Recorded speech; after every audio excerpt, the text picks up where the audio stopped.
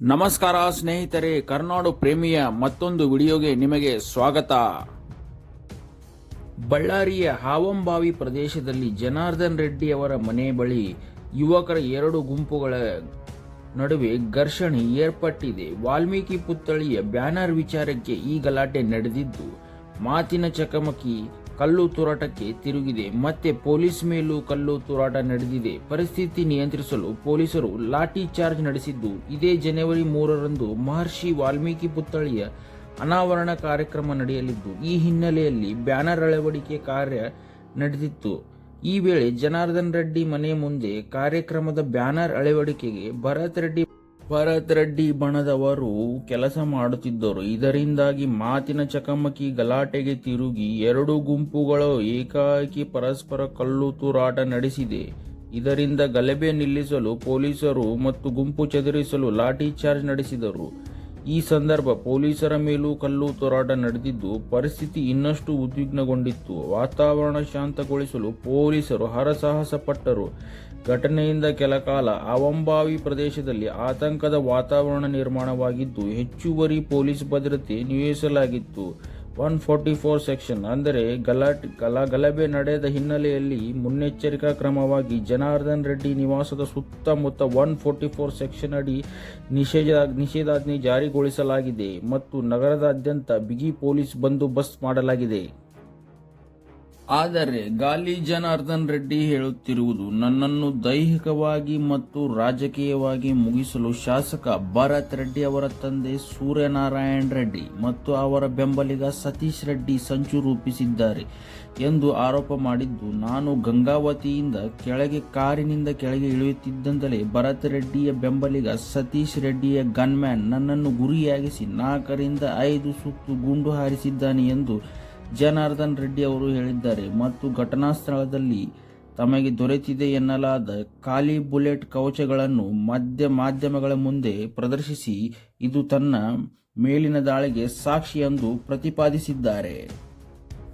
Banner ಗಲಾಟೆ ಒಂದು ನೆಪ ಮಾತ್ರ. ವಾಲ್ಮೀಕಿ ಪ್ರತಿಮೆ ಲೋಕಾರ್ಪಣೆ ಮತ್ತು ಬ್ಯಾನರ್ ಹಚ್ಚುವ ವಿಚಾರಣೆ ಕೇವಲ ನೆಪ ಮಾತ್ರ. ಪವಿತ್ರ ಕಾರ್ಯಕ್ರಮದ ಹೆಸರಿನಲ್ಲಿ ನಗರದಲ್ಲಿ ಅಶಾಂತಿ ಸೃಷ್ಟಿಸಿ ನನ್ನ ಹತ್ಯೆ ಮಾಡಲು ಈ ದಾಳಿ ನಡೆಸಲಾಗಿದೆ ಎಂದು ರೆಡ್ಡಿ ದೂರಿದ್ದಾರೆ. ಆದರೆ ಬಳ್ಳಾರಿ ನಗರ ಕಾಂಗ್ರೆಸ್ ಶಾಸಕ ನಾರಾ ಭರತ್ ರೆಡ್ಡಿ ಅವರು ಜನಾರ್ದನ್ ರೆಡ್ಡಿ ಅವರ ನಿವಾಸದ ಮುಂದೆ ನಡೆದ ಘಟನೆ ಮತ್ತು ಶೂಟಿಂಗ್ ಆರೋಪಗಳಿಗೆ ಸಂಬಂಧಿಸಿದಂತೆ ಪ್ರತಿಕ್ರಿಯಿಸಿದ್ದಾರೆ. ಈ ಘಟನೆಗೆ ಜನಾರ್ದನ್ ರೆಡ್ಡಿ ಅವರೇ ನೇರ ಹೊಣೆ ಎಂದು ಭರತ್ ರೆಡ್ಡಿ ಆರೋಪಿಸಿದ್ದು, ಜನಾರ್ದನ್ ರೆಡ್ಡಿ ಬೆಂಬಲಿಗರು ನಡೆಸಿದ ಗಲಾಟೆಯಲ್ಲಿ ಒಬ್ಬ ಕಾರ್ಯಕರ್ತ ಮೃತಪಟ್ಟಿದ್ದಾನೆ. ಮತ್ತೆ ಭರತ್ ರೆಡ್ಡಿ ಅವರು ಜನಾರ್ದನ್ ರೆಡ್ಡಿ ಅವರನ್ನು ಬಂಧಿಸಲು ಆಗ್ರಹಿಸಿದ್ದಾರೆ ಮತ್ತು ಜನಾರ್ದನ್ ರೆಡ್ಡಿ ಮಾಡುತ್ತಿರುವ ಕೊಲೆ ಯತ್ನದ ಆರೋಪ ಸುಳ್ಳು ಎಂದು ಭರತ್ ರೆಡ್ಡಿ ಹೇಳಿದ್ದು, ಗಲಭೆಯ ಸಂದರ್ಭದಲ್ಲಿ ಗುಂಡಿನ ದಾಳಿಗೆ ಬಲಿಯಾದ ಕಾಂಗ್ರೆಸ್ ಕಾರ್ಯಕರ್ತ ರಾಜಶೇಖರ್ ಅವರ ಸಾವಿಗೆ ಗಾಲಿ ಜನಾರ್ದನ್ ರೆಡ್ಡಿ ಅವರೇ ನೇರ ಹೊಣೆ ಎಂದು ಭರತ್ ರೆಡ್ಡಿ ಆರೋಪಿಸಿದ್ದಾರೆ ಮತ್ತು ಜನಾರ್ದನ್ ರೆಡ್ಡಿ ಅವರ ಬೆಂಬಲಿಗರೇ ಈ ಹತ್ಯೆ ಮಾಡಿದ್ದಾರೆಂದು ದೂರಿದ್ದು, ಅವರನ್ನು ಕೊಲೆ ಆರೋಪದ ಮೇಲೆ ಬಂಧಿಸಬೇಕು ಎಂದು ಭರತ್ ರೆಡ್ಡಿ ಒತ್ತಾಯಿಸಿದ್ದಾರೆ. ಮತ್ತು ತಮ್ಮ ವಿರುದ್ಧ ಕೇಳಿ ಬಂದಿರುವ ಕೊಲೆ ಪಿತೂರಿ ಆರೋಪಗಳನ್ನು ಭರತ್ ರೆಡ್ಡಿ ತಿರಸ್ಕರಿಸಿದ್ದು, ಶಾಂತಿಯುತವಾಗಿದ್ದ ಬಳ್ಳಾರಿಯಲ್ಲಿ ಅಶಾಂತಿ ಸೃಷ್ಟಿಸಲು ಮತ್ತು ವಾಲ್ಮೀಕಿ ಪುತ್ಥಳಿ ಪ್ರತಿಷ್ಠಾಪನೆ ಕಾರ್ಯಕ್ರಮಕ್ಕೆ ಅಡ್ಡಿಪಡಿಸಲು ಈ ಗಲಭೆ ನಡೆಸಲಾಗಿದೆ ಎಂದು ಅವರು ಪ್ರತಿಪಾದಿಸಿದ್ದಾರೆ. ಈ ಘಟನೆಯ ಸಂಭವ ಜನಾರ್ದನ್ ರೆಡ್ಡಿ ವಿರುದ್ಧ ಎಫ್ಐಆರ್ ದಾಖಲಿಸುವವರೆಗೂ ತಾವು ಸ್ಥಳದಿಂದ ಕದಲುವುದಿಲ್ಲ ಎಂದು ಭರತ್ ರೆಡ್ಡಿ ಪಟ್ಟು ಹಿಡಿದಿದ್ದರು ಮತ್ತು ಬಳ್ಳಾರಿಯಲ್ಲಿ ಅರುಣ್ ಯೋಗಿರಾಜ್ ಕೆತ್ತಿರುವ ವಾಲ್ಮೀಕಿ ಪುತ್ಥಳಿಯ ಉದ್ಘಾಟನೆಗೆ ಸಕಲ ಸಿದ್ಧತೆ ನಡೆಸಲಾಗಿತ್ತು.